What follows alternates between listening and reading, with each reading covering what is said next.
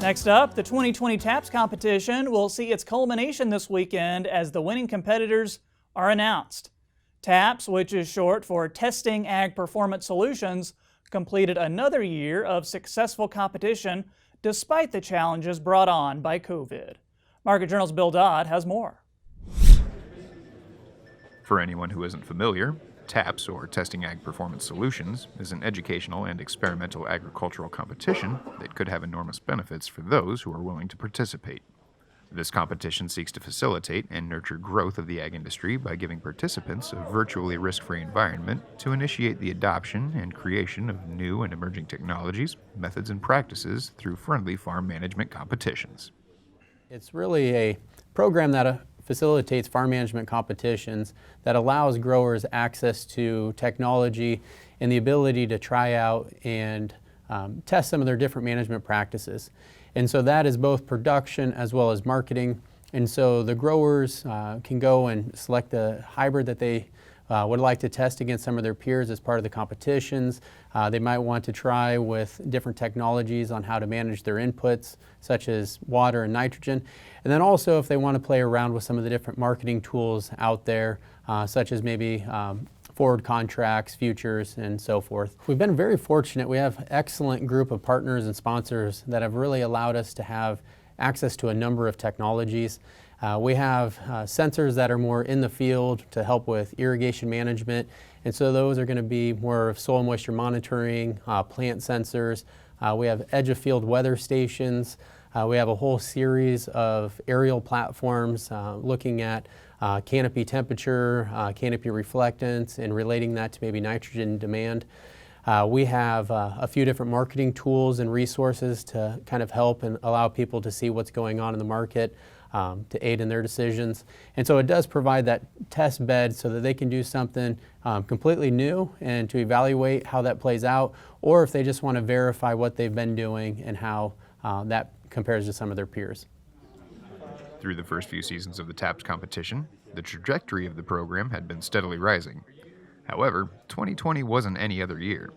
With the growing concern over COVID-19, the competition had its fair share of setbacks, but it's optimistic about the growth and expansion of the program moving forward as other universities regionally are showing increased interest in the TAPS model. So we were on this really nice trajectory where the first 3 years we've grown in participation, both in grower number as well as partners and sponsors. We were very excited to do some of the in-person events like our tours, our field day, and then most certainly our banquet, which is actually coming up virtually in terms of award announcement. And so because of the COVID pandemic, we weren't allowed to do those, but really surprisingly, or maybe not so surprisingly, but very encouragingly, our growers kind of embraced the situation and continue to engage with us through our Twitter account, tapping into our newsletter, and then that constant communication through email, text message, phone calls. And so although we couldn't do things in person, we really still had a very engaged program for 2020. So TAPS really has grown quite well. So in 2017, as you know, we started with a single location with a single competition in North Platte, Nebraska. And then we've grown in North Platte, but we've also have kind of developed a little bit larger TAPS network with some of our colleagues, both here at UNL as well as other institutions. So for example, in partnership with Jason Warren out of Oklahoma State University and some of his colleagues down there, they're running a similar sprinkler irrigated corn competition and also an irrigated cotton competition in the panhandle of Oklahoma. We have Dr. Cody Creech and Jessica Groskoff out at the Panhandle Research and Extension Center doing a dryland winter wheat competition. And then there's also been a lot of interest of other entities looking at kind of starting up a TAPS-like program because really they want to be able to identify a series of management decisions that's very local and then use that as a way to engage with those growers around that topic. With the 2020 competition in the books and interest in the program still strong, the TAPS team is already hard at work prepping for 2021 and beyond.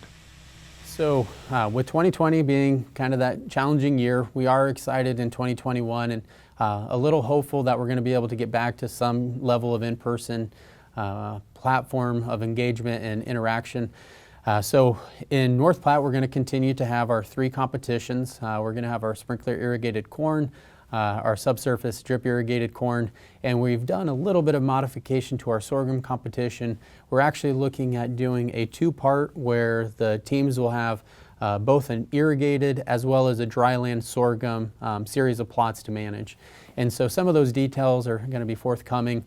And then in addition to what we have in North Platte, we're already in the middle of the competition, or I should say Dr. Creech and Jessica Groskoff, they're currently in their 2nd year of the dryland wheat competition out of Sidney, Nebraska.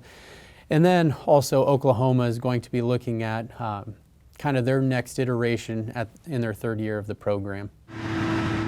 If you happen to be looking to try something different as far as farm management, but want the opportunity to test a new approach, you'll want to keep an eye on what's coming up in future competitions. Participation in TAPS could be a valuable learning experience you won't want to miss. Reporting for Market Journal, I'm Bill Dodd.